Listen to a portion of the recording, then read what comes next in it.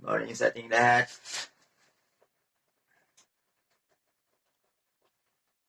Sa lahat ng mga kababayan natin na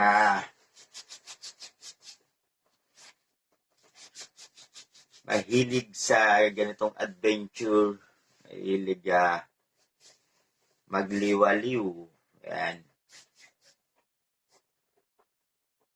Wag na wag niyong kakalimutan pasyalan ng itong Batanes. Itong tatlong pangunahing isla na dito ay yung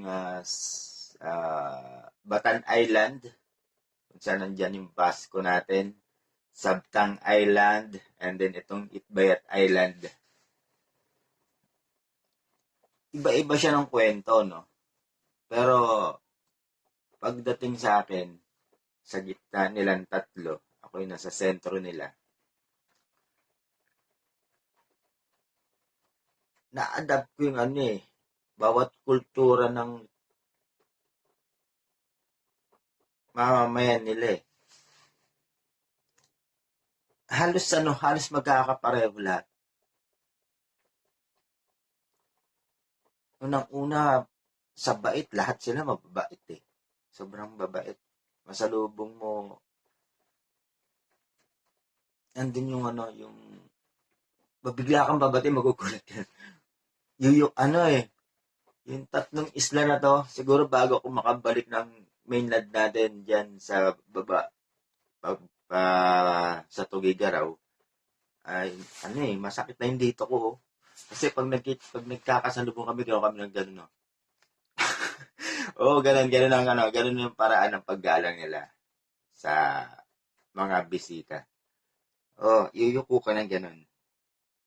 Tapos, ang mga kabataan naman nila dito, yung mga kabataan natin, yung mga elementary, yung mga bata, sabihin natin mga bata natin, pag yung way ng pagmamano nila, ganito nila inaabot yung palad nila sa atin.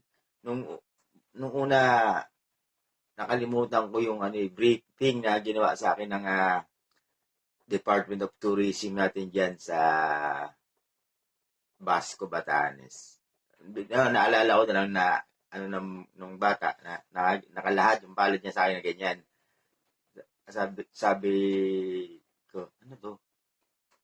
Bigla ako naalala naman pala sa pagmamano. Pag ginano ng bata yung palad nila sa'yo, sabihin, hinihingi nun yung kamay mo para magmano sila. Nakaganyan sila. Hindi tulad hindi na kasi sa atin kasi sa baba, hindi na nakasanayan ng ganyang pagmamano dyan sa baba, hindi na masyado. Kaya sa parting baba natin, iba na yung mga kabataan. Hindi tulad dito, andun pa rin. At isa pa discuss lang din natin dito, no? Yung transportation kasi dito sobrang hirap. Kaya, pag napunta ka sa bawat isla, ikaw ay isang turista, wag mong gagawin yung humingi ka ng tawad sa mga tindahan dito.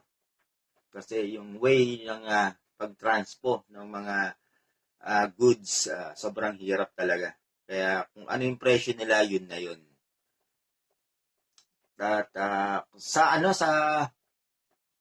mga tourist spot, busog na busog talaga yung mata mo. Grabe. Totoo nga, pag napunta ka ng Batanes, hindi ka na babalik. Kaya lang may mission tayo. Mula Batanes hanggang Ulo. Kumusta ang Pilipinas? At magandang araw sa ating lahat.